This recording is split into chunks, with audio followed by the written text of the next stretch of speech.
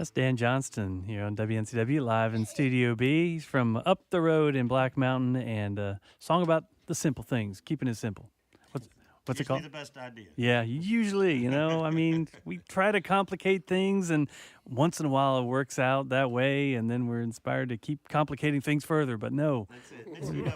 We always think in big picture things too, like when we talk about like the things in our lives, like taking the kids to Disney World or the beach or all these epic things that we plan, and really the memories that stick with us are the little things, and that's kind of what it's about. It's just the simple little things in life are really the things that stick in us and matter in our relationships, rather than like all these big planned out contrived vacations and events, etc.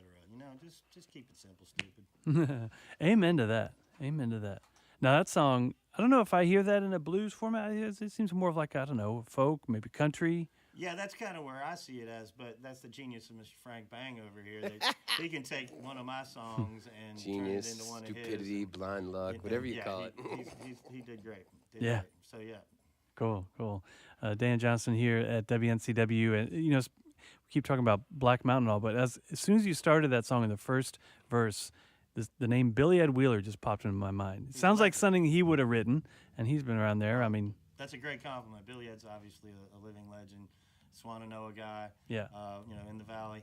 And yeah, what can you say? He's Billy Ed Wheeler, all-time legend. I figured you'd at least heard of him. Oh, yeah.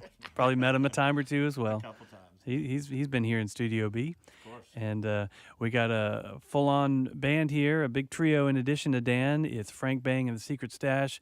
They are plugged in again. We should mention, speaking of local, Frank here is wearing a shirt of the Travers Brothership. Love those guys. And now Asheville may not, have a whole lot of live blues like you mentioned, but they got some good bands like these guys. Absolutely. The minute I saw those guys, it reminded me of being in my 20s on the jam band scene, being the blues band that would play with anybody. In the Buzz, we did crazy. We never said no.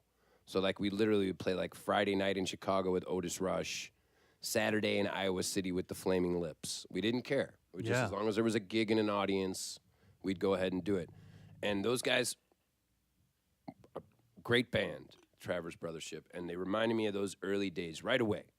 When I don't know if every musician gets to live this kind of thing, but when you're a road musician, which you have to be to play that kind of music that they play and we play, because that's where you hone the craft. You can't sit at home and work in a rehearsal studio and really get it. You got to start playing it to people so you can see what's working, what are they into, what are they dancing to, what stops them from talking. You need that to really kind of understand and gauge an audience.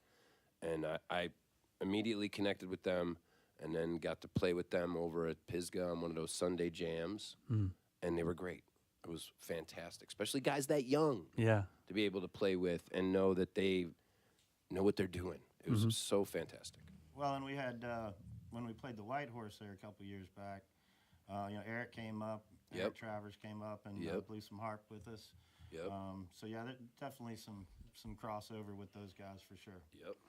Thing is, now next time I see Travers Brothership, I'm going to picture Otis Rush and the Flaming Lips somehow together.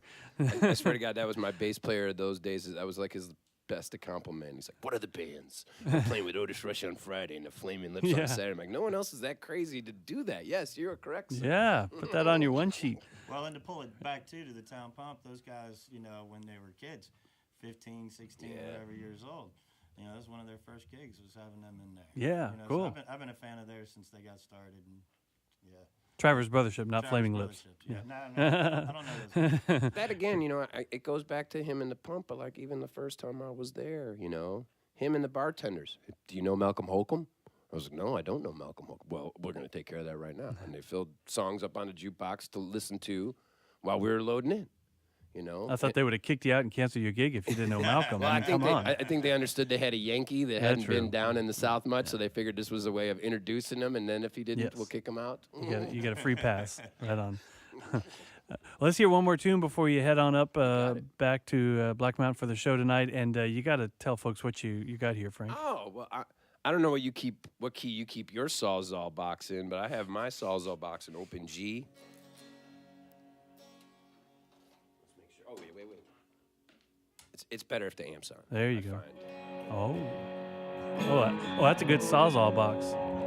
Yeah, I had a guy listen to the Double Dare record on Sirius XM and said, I love Double Dare. It's a great song. Thank you very much. He asked me a bunch of, like, what are you playing slide on that? And I was playing a lap Paul that I had tuned, kind of like a Ben Harper tuning. And he said, I'm going to build you a slide guitar. And I thought, okay, you get people to say those kind of things to you when you travel from city to city, like, I want to have your child, or I'll build you a slide guitar. And none of those things are going to happen. And he just, okay, thank you. Be polite about it. And literally a couple weeks later, this small coffin showed up at my house. I thought I was getting a neighborly warning or something. I cracked that casket open, and this was what was in it. Wow.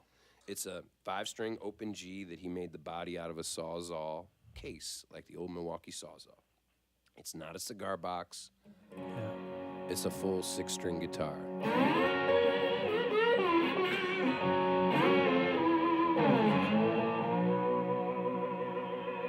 So we're going to have a little fun with this old Led Zeppelin tune and hope you dig it.